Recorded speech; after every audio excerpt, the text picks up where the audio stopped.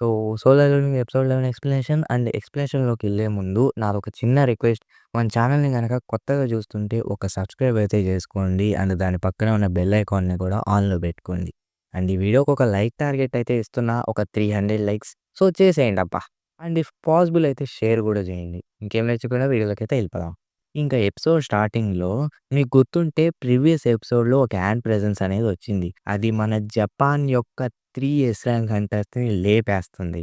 ఇంకా దాని తర్వాత సీన్ షిఫ్ట్ చేసి మన మాస్టర్ మా దగ్గరికైతే తీసుకెళ్తారు. తనేమో ఒక పెద్ద యాంట్‌తో అయితే ఫైట్ చేస్తూ ఉంటాడు. ఇంకిలా చెప్తాడు. "ఈ మ్యాజిక్ బీస్ట్‌లు ఎంత స్ట్రాంగ్ అయినా సరే, ఇవి మాకు మ్యాచ్ కావు" అని చెప్పి ఫైట్ చేస్తూ ఉంటాడు. ఇంకా ఎనకాల నుంచి చాహే వచ్చి ఆ యాంట్ యొక్క మొహం మీద పొడిచి చీల్చేస్తుందనమాట. చీల్చేసిన తర్వాత ఇలా చెప్తుంది.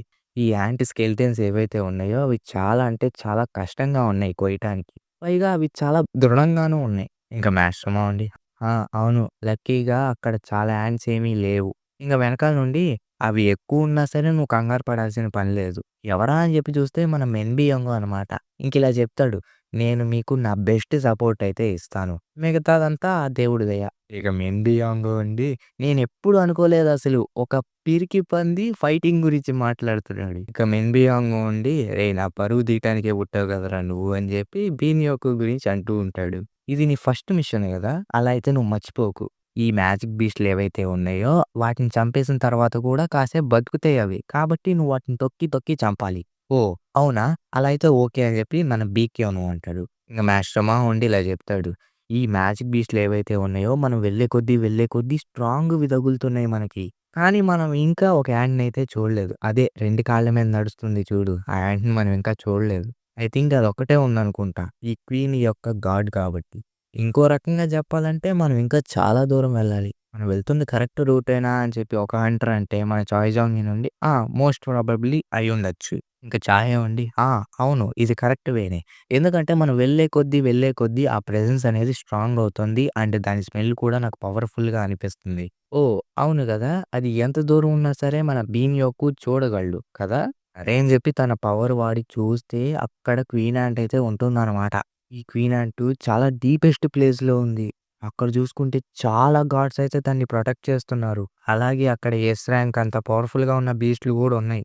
అండ్ పైగా క్వీన్ యాంట్ యొక్క స్ట్రెంత్ మనకెవ్వరికీ తెలీదు. మేబీ ఇదొక కష్టమైన ఫైట్ అవ్వచ్చు. అని మన యొక్క టీమ్ వర్క్‌తో చూసుకుంటే మనం ఖచ్చితంగా విన్ అవ్వచ్చు. ఇంక వెళ్దాం పదండి అని చెప్పి అంటారు. ఇంక మిగతా వాళ్ళు కూడా వెళ్తారు. ఇంక ఇటుపక్క జాపనీస్ హంటర్స్ సైడ్ చూసుకుంటే, "హేయ్! ఇక్కడేనా?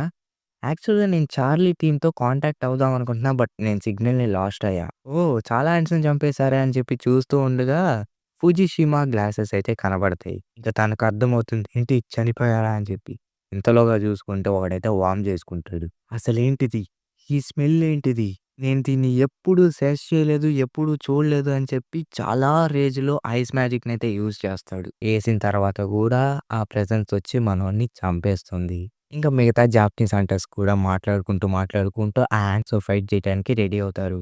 ఇంకా ఇటుపక్క చూసుకుంటే మన కొరియన్ హంటర్స్ అయితే ఆ క్వీన్ ఆడి దగ్గరికి వచ్చేసారనమాట. ఇక మింబియాంగ్ ఉండి తన యొక్క పవర్‌ని యూజ్ చేసి మిగతా హంటర్స్‌కి కూడా కాస్త ఎనర్జీనైతే ఇస్తూ ఉంటాడనమాట. దాంతో వాళ్ళ పవర్ అనేది చాలా హై కెపాసిటీలోకైతే వెళ్తుంది. సరే ఇక నీకొదిలేస్తున్న ది అల్టిమేట్ హంటర్ అని చెప్పి మన మాస్టర్‌మా చాలా పెద్దగవుతాడు. ఇక తర్వాత మన చాయ్ జాంగ్‌ని కూడా హ్యాండ్స్‌ని కొడుతూనే ఉంటాడు. అండ్ ఇలా చెప్తాడు. యూజువల్‌గా నేనింత స్ట్రాంగ్ పవర్‌ని యూజ్ చేయను. కానీ ఈరోజు చూసుకుంటే నేను నా దగ్గరున్న ఫుల్ పవర్ వాడాల్సొస్తుంది అని చెప్పి ఒక అటాక్ ఏస్తాడు. దాంతో యాంట్స్ అన్నీ చచ్చిపోతాయనమాట. బట్ ఇంకా కొన్నైతే మిగిలిపోయాయి వైట్ యాంట్స్. అవైతే మీదకొస్తూ ఉంటాయి. బీక్యూని గూడా. అవును. వెనక్కి తగ్గాల్సిన సమస్యే లేదు. ఈ అగ్లీ యాంట్స్‌ని ఇప్పుడు లేపేయబోతున్నా. అండ్ ప్రతి ఒక్క యాంట్‌ని చంపేసి తీరతా ఇప్పుడు. అని చెప్పి మన బీక్యూను అయితే తన ట్రాన్స్‌ఫర్మేషన్ జేస్తాడు. దాంతో యాంట్స్ అన్నిటిని లేపుకుంటూ పోతాడు. యాక్చువల్‌గా శివ బ్రో నేను కాస్త నీకు వర్క్ ఎక్కువే పెట్టాననిపిస్తుంది. ఎందుకంటే ఆల్మోస్ట్ 70% ఎక్స్‌ప్లెయిన్ జేస్తున్నానిప్పుడు. సో, వీడియో ఆల్మోస్ట్ ఒక 14-15 మినిట్స్ రావచ్చనుకుంటున్నా. చెప్పి చెప్పి గొంతు పోయేలా కూడా ఉంది. చూస్తా. కట్ చెయ్. ఇంక చాయే ఉండి, "ఏ అదే ప్రెజెంట్ బీక్ యొక్క మ్యాజిక్ బీస్ట్ ఫార్మ్." అప్పుడు ఆ కెమెరామాన్ గాడికి ఇలా చెప్తారు. ఒరేయ్! నువ్వు కాస్త ముందుకెళ్ళు. ఎందుకంటే మన వ్యూవర్‌షిప్ అనేది 80%కొచ్చేసింది. ఏంటి 80% వ్యూవర్‌షిప్పా? కాబట్టి నేను ఖచ్చితంగా ముందుకెళ్ళాలి అని వెళ్ళబోతుంటే మన మింబి యాంగ్ వచ్చి వాడిని వెనక్కి లాగేస్తాడు. వెనక్కి లాగి ఇలా చెప్తాడు. ఇది ఎస్ ర్యాంక్ డంజన్ యొక్క బాస్ రూమ్. తెలిసి కూడా వెళ్ళాలనుకుంటున్నావు. నీ మైండ్ గాని పోయిందా? ఏ లేదు లేదని చెప్పి కెమెరామెన్ గాడు అంటాడు. కాబట్టి నువ్వు నా వెనకాలుండు. ఇప్పుడే ఈ బ్యాటిల్ అనేది ఇంటెన్స్‌గా మారబోతుంది. అది టీవీలో అయితే చూపిస్తూ ఉంటారు. అది మిగతా జనాలందరూ చూస్తారనమాట. 'యెస్ ర్యాంక్ హంటర్స్' క్వీన్ దగ్గరికి రీచ్ అయ్యారు అని చెప్పి. ఇంకా ఆ తర్వాత మన 'కిహున్' టీమ్ మెంబర్స్ వాళ్ళైతే టీమ్ వర్క్ గురించి మాట్లాడుకుంటూ ఉంటారు. అంటే మన 'చాయ్ జాంగిన్', 'బీ క్యోన్-వూ', 'చాయ్ ఇన్', 'మా షమా', 'మిన్ బియాంగ్' ఇలా అందరూ కలిసి టీమ్ వర్క్‌గా యాడ్ దగ్గరికి చేరారు కదా! సో, అందుకే. ఇంకా ఇటుపక్క యాంగ్ సైడ్ చూసుకుంటే మనోళ్ళు ఆల్రెడీ ఫైట్ స్టార్ట్ చేసేసారు. మన 'మాస్టర్‌మా' అయితే తుక్కు రేగ కొడుతూ ఉంటాడు. అండ్ ఇంకో హంటర్ వచ్చేసరికి యారోస్ వేస్తూ ఉంటాడనమాట యాంట్స్ మీదకి. 'బీక్యోన్' గూడా ఏమాత్రం తగ్గకుండా టఫ్ ఫైట్ అయితే ఇస్తూ ఉంటాడు. మన 'చాయ్ జాంగిన్' తన ఫ్లేమ్స్ మ్యాజిక్‌తో తొక్కు రేగ కొడతాడు. ఇంక ఇటు పక్క 'చాహే' చూసుకుంటే నరుకుతానే ఉంటుంది. అది మిగతా వాళ్ళందరూ చూస్తూ ఉంటారు. అండ్ ఇటు పక్క చూసుకుంటే మనోళ్ళు ఫైనల్లీ చాలా వాటినైతే డిఫీట్ చేసేసారు. ఇంకా క్వీన్ యాంట్ మాత్రమే మిగిలుంది. మన మ్యాష్‌మో అయితే దాంతో ఫైట్ చేస్తూ ఉంటాడు. ఫైట్ చేస్తూ ఇలా చెప్తాడు. ఇప్పుడు నువ్వు మంచి ఛాన్సు వెళ్లి వేసేయి అని చెప్పి అంటాడు. మన ఇంకో హంటర్ వచ్చేసి యారోస్ అయితే వేస్తూ ఉంటాడు. ఇంకా ఆ తర్వాత మన బీక్యూన్ వచ్చి కూడా ఆ క్వీన్ యాంట్‌ని మామూలుగా కొట్టడు. దాని తర్వాత ఆ క్వీన్ యాంట్ ఒక పాయిజన్‌ని రిలీజ్ చేస్తుంది. దాంట్లో మన మాష్‌రమా అండ్ పీక్యూన్ ఇద్దరు చిక్కుకుంటారు. బట్ ఈలోపే మన మిన్ బియాంగ్ తన యొక్క హీలింగ్ మ్యాజిక్‌ని యూజ్ చేసి మనోళ్ళని హీల్ చేస్తూ ఉంటాడు. ఇలా చెప్తాడు. నేనున్నంత వరకు మీకు ఏమీ కాదు. ఎటువంటి సిట్యుయేషన్‌లో అయినా కానీ నేను మిమ్మల్ని మళ్ళీ నిలబెడతా. ఇంకా ఆ తర్వాత ఆ క్వీన్ యాంట్ మన మెన్‌బియాంగ్ మీదకి అటాక్ అయితే వస్తూ ఉంటే మన మాస్టర్‌మా ఆపేసి ఇలా అంటాడు. నిన్ను మా హీలర్ దగ్గరికి అస్సలకే పోనివ్వను. దాని తర్వాత మన చాయ్ జాంగ్‌నినొచ్చి తన ఫ్లేమ్స్ మ్యాజిక్‌ని యూజ్ చేసి ఆ యాంట్‌ని కొడతాడు భయ్యా! అంతే. చనిపోయిందనుకుంటున్నారా? లేదు. అది గట్టిగా అరుస్తుంది. అరిచిన తర్వాత వెదర్ మారిపోతుంది. ఇంక వీళ్ళకేమో చాలా గాలొస్తూ ఉంటుంది. అండ్ వాళ్ళనుకుంటారు గూడా ఏంటి దీనికి ఇంకా స్ట్రాంగ్ ప్రెజెన్స్ ఉందా? అనుకున్న తర్వాత యాంట్ అయితే పారిపోతూ ఉంటుందనమాట. మనోళ్ళేమో దాన్ని అటాక్ చేస్తూనే ఉంటారు. ఇంక వాళ్ళుండి హంటర్ చా అనైతే పిలుస్తారు మన చాహే గూడా. సరే వెళ్తున్నా అని చెప్పి చాహే అయితే ఆ క్వీన్ యాంట్ మీదకి వెళ్తూ ఉంటుంటే మన మిన్ బియాంగ్ తనకి పవర్ అప్ అయితే ఇస్తాడనమాట తన మ్యాజిక్ యూజ్ చేసి. దాంతో మన చాహే ఆ క్వీన్ యాంట్‌ని నరికేస్తూ ఉంటుంది. కాళ్ళని నరికేసి గాల్లోకెగిరి తన ఫుల్ స్ట్రెంత్ యూజ్ చేసి క్వీన్ యాంట్‌కి ఒక్క స్ట్రైక్ ఏస్తుంది. అంతే. ఆ క్వీన్ యాంట్ అయితే చచ్చిపోతుంది ఫైనల్లీ. ఇంక మిగతా వాళ్ళందరూ అది చూసి హ్యాపీగా ఫీల్ అవుతారు. ఇంగ ఫైనల్లీ అయిపోయింది గదా! అని చాహే అంటే, "హా! అవును. అవి ఒక 1 ఇయర్‌లో చనిపోతాయి. ఎందుకంటే మనం ఇప్పుడు ఈ క్వీన్ యాంట్‌ని చంపేసాం గదా! సో, అవి ఇంకెక్కువ కాలం బతకవు." ఫైనల్లీ ఈ ప్లేసు మళ్ళీ హ్యూమన్స్ బతకటానికి ఉపయోగపడుద్దనే అనుకుంటున్నా. ఇక అందరూ గూడా హ్యాపీగా ఫీల్ అవుతారనమాట యాంట్‌ని చంపేసినందుకు. ఇంకా సుగిమోటో ఉండి మనకో ప్రాబ్లమ్ వచ్చింది. ఆ యాంట్స్ అన్నీ తిరిగి నెస్ట్‌కొచ్చేస్తున్నాయి. అండ్ మనం వేసిన అటాక్ ఎటువంటి ఎఫెక్టు పడలేదు. ఇంకప్పుడే మన చాయ్ జాంగిన్ యొక్క ఫ్లేమ్ ప్రిజన్ అయితే బ్రోక్ అయిపోతుంది. ఎందుకంటే చాలా యాంట్స్ అనేవి వస్తుండేయనమాట ఆ కేవ్‌లోకి. ఇవి ఎలా వచ్చాయంటే ఆ యాంట్ అరిచింది గదా! సో, అవి గమనించి మిగతా యాంట్స్ కూడా వచ్చేసాయి. అది చూసి వీళ్ళకేం అర్థం గాదు.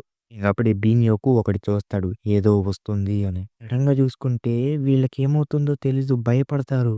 ఇంకప్పుడే మన యాంట్ కింగ్ ఎంట్రీ అవుతుంది.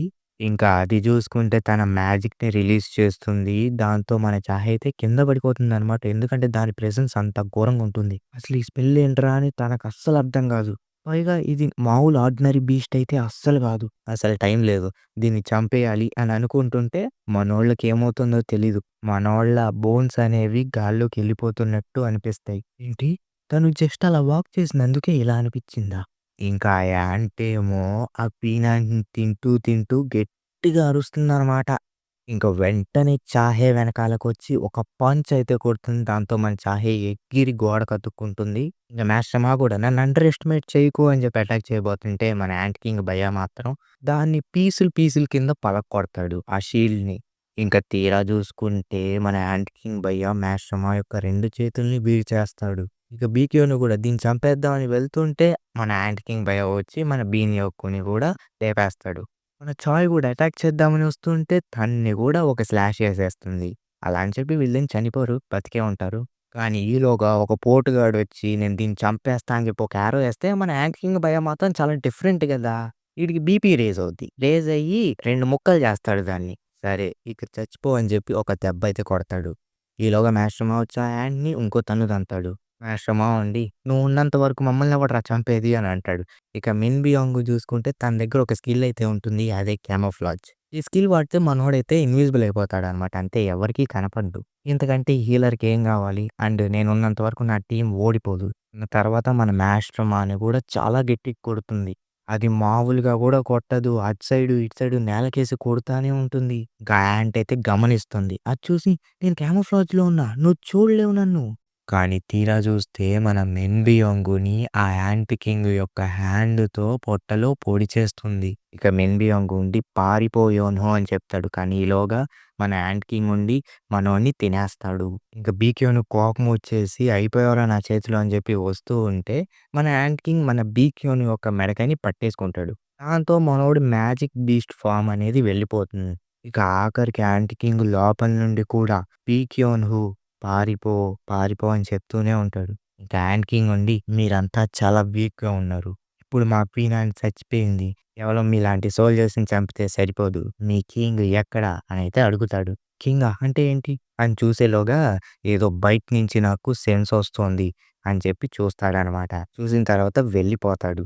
ఔట్ సైడా? అంటే క్యోటో రోజీ గురించా? మాకిక్కడ ఆలోచించడానికి టైం లేదు. ఇక్కడి నుంచి ఎంత ఫాస్ట్‌గా వీలైతే అంత ఫాస్ట్‌గా వెళ్ళిపోవాలి అని చూస్తే చాలా యాంట్స్ అయితే వస్తూ ఉంటాయి. ఇంకా ఆ తర్వాత సీన్ షిఫ్ట్ చేసి మన జాపనీస్ హంటర్స్ దగ్గరికైతే తీసుకెళ్తారు.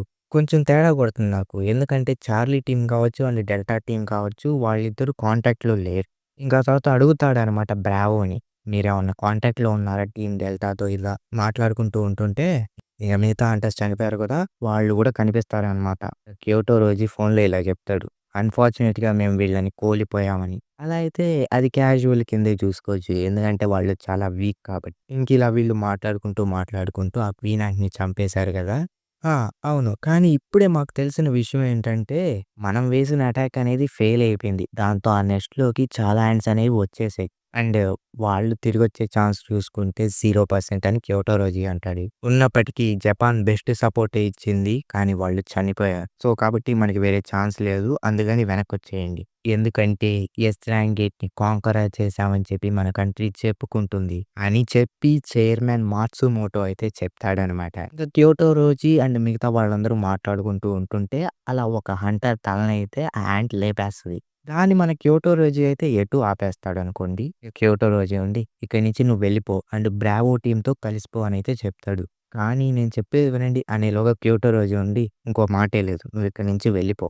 ఇంక క్యోటోరోజీకి అర్థమైపోతుంది. ఈ ఆరా అనేది చాలా అంటే చాలా స్ట్రాంగ్‌గా ఉంది. ఇంక అదుండి అడుగుద్ది "నువ్వేనా కింగ్" అని. "ఆ! అవును. నేనే కింగ్‌ని." దాంతో తన పవర్‌నయితే రిలీజ్ చేస్తది. మన క్యోటోరోజీ భయపడిపోతాడు. ఏంటి? ఈ మ్యాజిక్ బీస్ట్ యొక్క పవర్ ఇది నేను ఎప్పుడో ఫీల్ అయ్యాను అని చెప్పి మన జిన్‌వు ఐస్‌నైతే గుర్తు తెచ్చుకుంటాడు. ఇంక తీరా చూస్తే క్యోటోరోజీ చనిపోయాడనమాట. ఇంకా ఇటుపక్క చూసుకుంటే యాంట్స్ అనేవి వస్తూ ఉంటాయనమాట.